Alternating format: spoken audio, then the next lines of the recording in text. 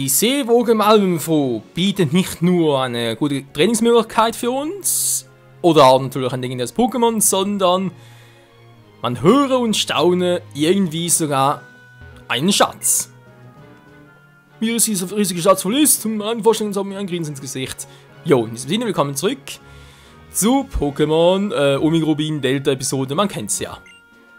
Das perfekte Abwehrkunde, ich bin schon ganz aufgeregt, hä? Und sagen, dass es Schatz zu entdecken gibt, jo. Auf den Grund gehen, wa? Schon wieder. Wo mag sich dieser Schatz wohl verbergen? Hallo Schatzi! Ja, was? Eneko-Spielzeug? Ein Eneko in Uniform, dicker Staubschicht überzogen. Ja, mein Zimmer auch, aber ist ein anderes Thema. Lalala. Tür ist verschlossen, steht R4. Okay, das ist also R4. Ja, und zwar aus dem Grund müssen wir hier später noch ein bisschen mit Schlüsseln tricksen. Ich weiß nicht zwar nicht, was dieser Schlüssel ist, aber ich habe vorsichtshalber aufgehoben. Magst du ihn haben? Natürlich, der braucht nämlich unbedingt der R1-Schlüssel. Ja, da müssen wir wohl ein bisschen hin und her tricksen hier, wie ich vorhin bereits angedeutet habe. Meine Mama hat gesagt, hier wurde früher Energie gesammelt. Energie, nicht Energie. Ein Schluckraut. Ja, ich schlug mal ein bisschen damit. So, was ist eine Tür? R6. R6, R4, okay. Da waren wir bereits drin, da auch. Also sprich natürlich, wir müssen jetzt wieder zurückgehen. Denn irgendwo auf der linken Seite ist dann ein Raum mit R1 und dann schließt zum nächsten Raum. Und so weiter und so fort, bis wir dann endlich den geheimen Schatz hier finden. Und der Schatz, der ist wahrhaftig ein Schatz, das können wir glauben, wenn ich das sage. Das ist echt ein bisschen krass. Was man hier so alles findet. So, Bricks, auftauchen bitteschön. Azumarill.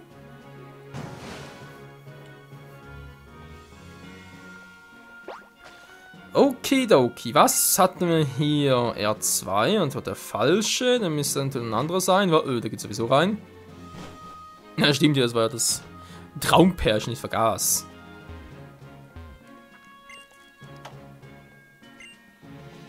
Es konnte ja nur noch dieser Raum sein. Wisst ihr was? Ein Tauchball! Okay. Und weiter. Noch ein Pärchen, ich glaube, hier kriegt man... Oh, was war denn das schon wieder? War das, glaube ich, ein Erwachenstein, war? Also sprich, ja, ein Dawnstone, wie ist der Stein schon wieder? Für die Entwicklung halt von zum Beispiel Kirlia zu Galagladi und so. Ja. Ich habe gerade den richtigen deutschen Namen. Ich dachte, Wachstein, nee. Wachstein, nee, auch nicht. Erweckungsstein, nee. Und hier finden wir plötzlich einen R2-Schlüssel. Wenn ganz ein bisschen billig war, aber erstmal fighten. Komm mir nicht näher, meine große Schwester gehört mir allein. Aufhören, was mache ich ja nicht an? Ja. Die kleine Süße und die große Schrullige. Kling, kling, Kirlia. Jetzt seid ihr voll im Arsch.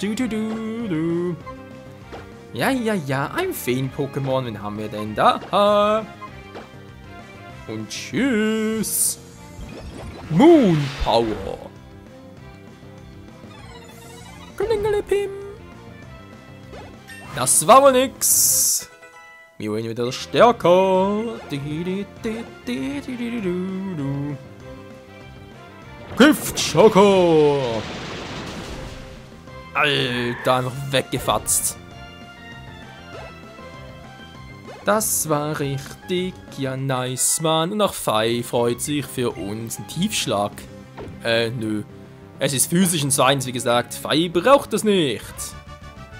Bewegt sich auch schon bald, wa?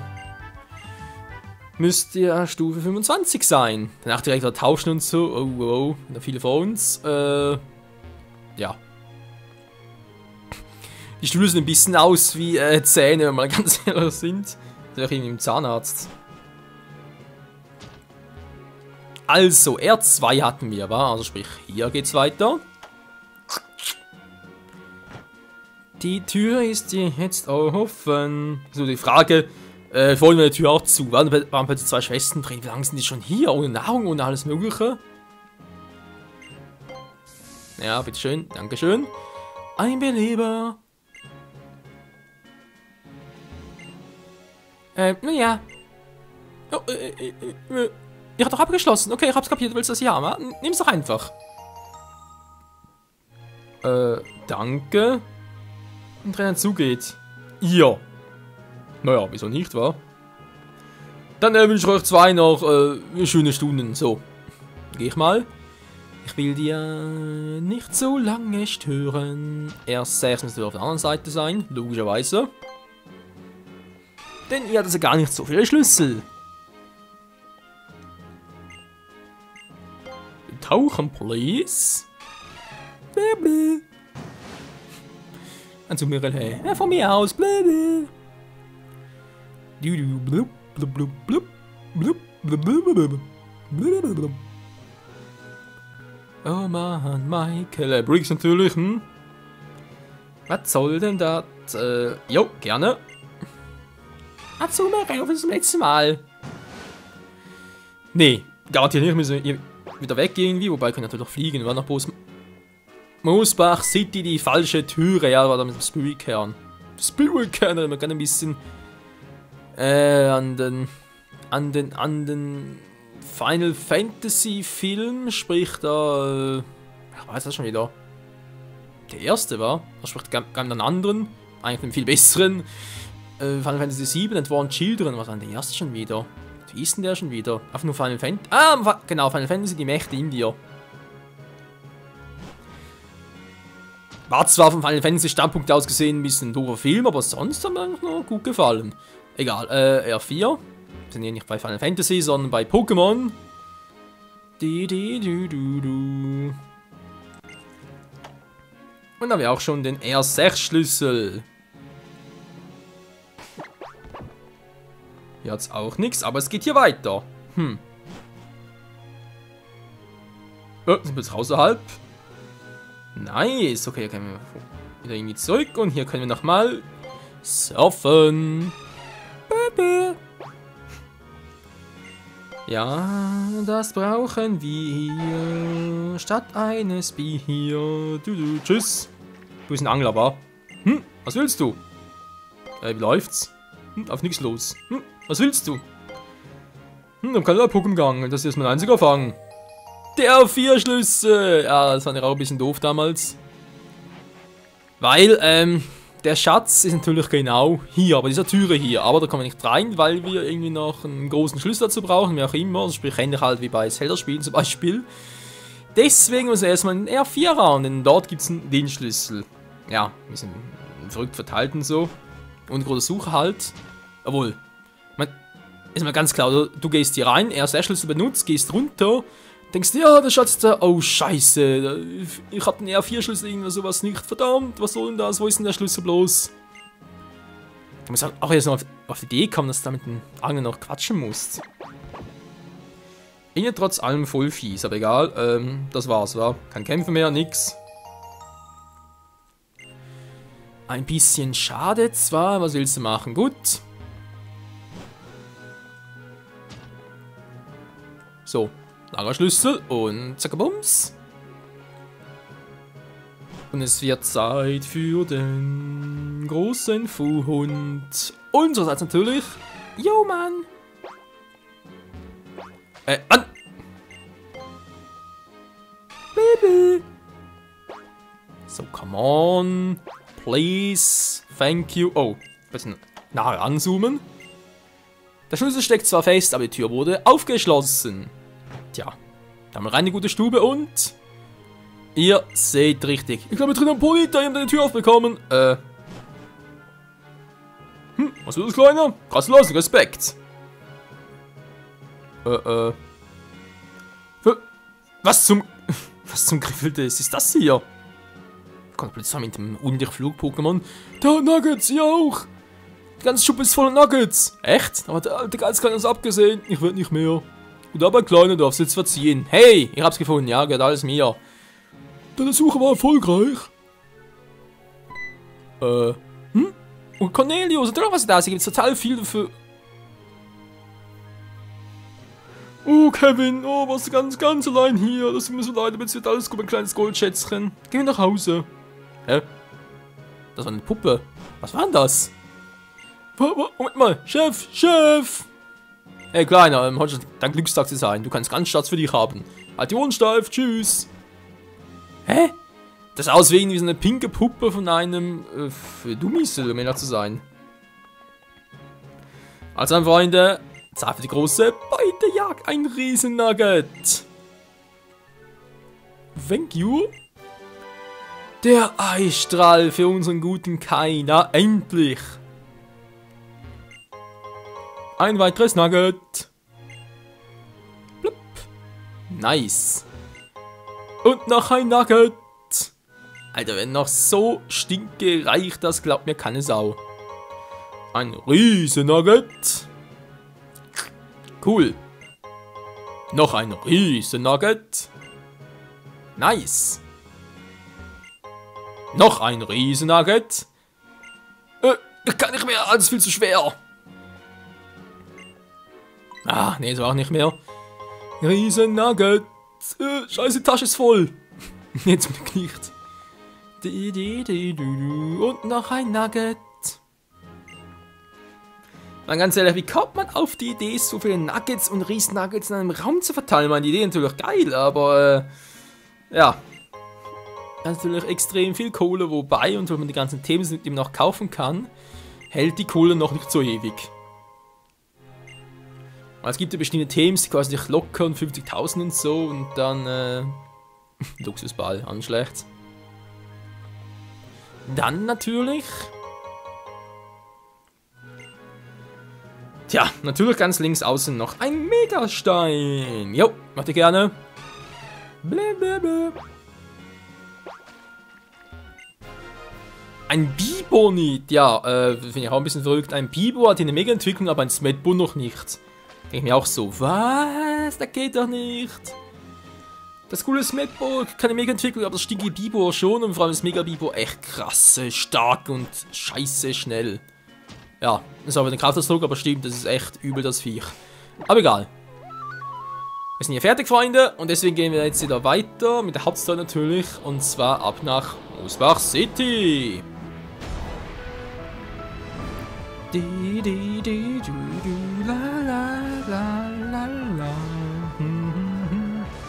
Hier haben wir eine namenlose Ebene und hier haben wir noch eine geheimnisvolle Insel.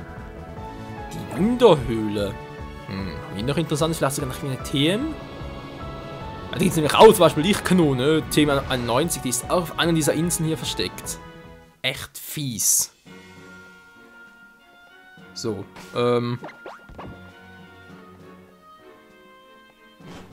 ich glaube, diese kennen wir gar nicht.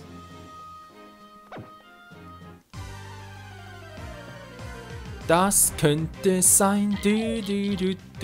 Ein Zapladin. Bisa-Knosp. Ja, noch ein bisschen zu stark für dich. Okay, Kumpel, ich wollte es auf eine nette Tour machen, du lässt ihm keine andere Wahl.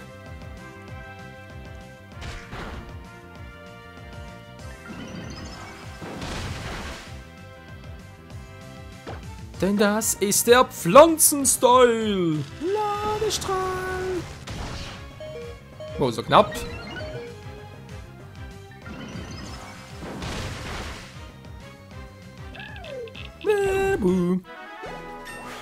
Ja, ja, unser Bisa-Knosp wird immer stärker. Und der wollte natürlich auch. Denn der wollte es ja so. Oh Mann. Die Sprüche immer, wa? Wo war hier der Topschutz? Hier, dankeschön. Mal ganz kurz das Pokémon wechseln. Weil sonst geht's mir auf den Zeiger. Level 64. Yo.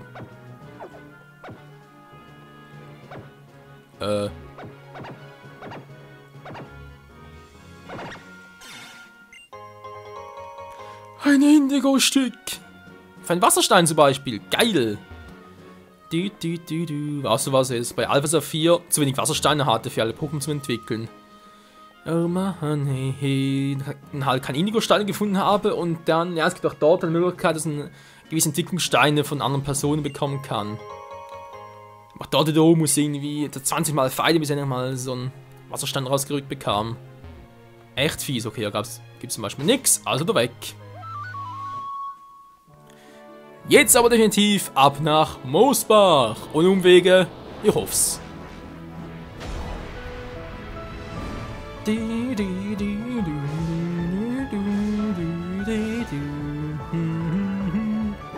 Ja, ja, mit Megatime, mit Mega Evolution. Aber ich habe ganz ehrlich gesagt immer noch keinen Unterschied festgestellt zwischen Megalatias und Megalatios. Sehen doch beide genau gleich aus. Ich glaube zwar, Megalatia soll ein bisschen größer sein, aber sonst sind die genau exakt gleich aus. So, hier bitteschön. Danke, Mann.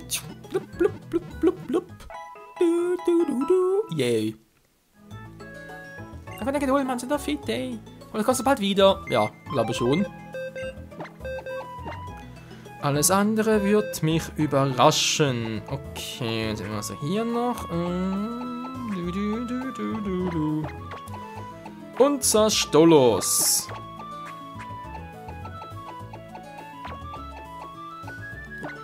Jetzt von der Stufe her. Okay. Ja. Passt. Oh Mann, ey. Jetzt haben wir wieder ganz geile Pokémon im Team. Spielen natürlich unsere ursprünglichen 6. Also ursprünglich natürlich halt die 6 Team-Pokémon. Jetzt mal gucken, was wir jetzt alles an Kohle kassieren. Meine Güte, das wird ein heiteres Fest.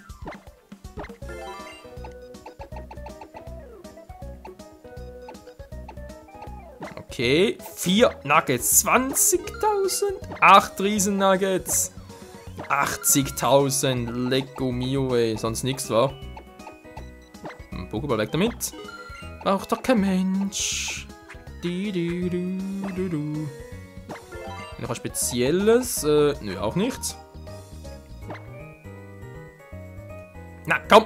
Da! Das wird der Finger dafür. Und ist hier das Schluckkraut? Ach nee, stimmt, das ist so ein Item.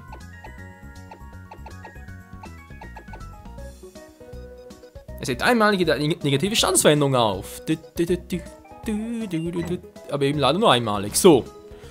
Jetzt also endlich mal fertig, haben wir für uns. Wir gehen direkt mal hier rauf und gucken nach, was hier so abgeht.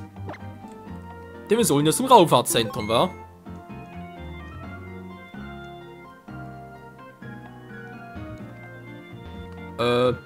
Hier, oder? Jo.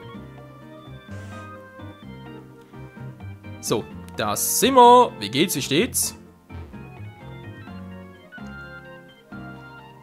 Das muss Michael sein, nicht wahr? Mr. Troy Chum haben wir... Mr. Troy Chum. Ja, Mr. Troy Chum haben bereits gesagt, dass er vorbeischauen würde. Bitte hier entlang. Thank you very much. Mr. Troy Chum, Professor Cosmo, hier ist jemand für Sie. Hey Leute, wie geht's? Oh, Michael, da bist du ja. Das Meteorinstück dabei, stimmt's? Vielen Dank. Jo. War ziemlich überrascht, als ich gehört habe, dass du ein bekanntes Professors bist. Du schließt wirklich schnell Freundschaft mit anderen. Du hast gewiss etwas, das Leute magisch anzieht. Tja, aber gut. Professor, wären Sie gut im Plan, nach einem Detail mit uns durchzugehen? Gerne, bitte folg mir. Okay. Hier sind wir. Wow. Ich nehme an, Mr. Chum hat dich bereits in einen Teil des Plans eingeweiht. Wir haben nun Folgendes vor. Draußen war eine Rakete mit der Lebensenergie mehrerer Pokémon betankt wurde. Diese wollen wir mit menschlicher Lebensenergie aus einem Schlüsselstein verschmelzen. Und damit beabsichtigen wir auf künstliche Weise die gewaltige Energiemengen zu reproduzieren, die für gewöhnlich im Zuge der Mega-Entwicklung entstehen. Danach feuern wir die sogenannte Energie mit Hilfe der Rakete in den Weltraum ab. Dann erzeugen wir gezielt auf der Flugbahn des Meteors ein sogenanntes Wurmloch. Okay. Sollte unser Plan Früchte tragen, würde der Meteor beim Eintreten in das Wurmloch schließlich in einen unbestimmten Ort teleportieren. Die Gefahr wäre gebannt. Die hierfür benötigte Technologie ist übrigens nicht neu, sondern findet bereits in einem Bereich Anwendung. Ein Beispiel ist in dieser Bodenplatte, die einen Kreis herumdrehen und dann irgendwohin teleportieren. Ja, irgendwohin ist gut. Ihr zwei seid vielleicht viel herumgekommen, nicht wahr? Und hat bestimmt schon mal so eine gesehen. Faszinierend. Mir war nicht bewusst, dass die moderne Technik zu so etwas in der Lage ist. Ja, unsere ist auch nichts. Ich habe noch eine Frage.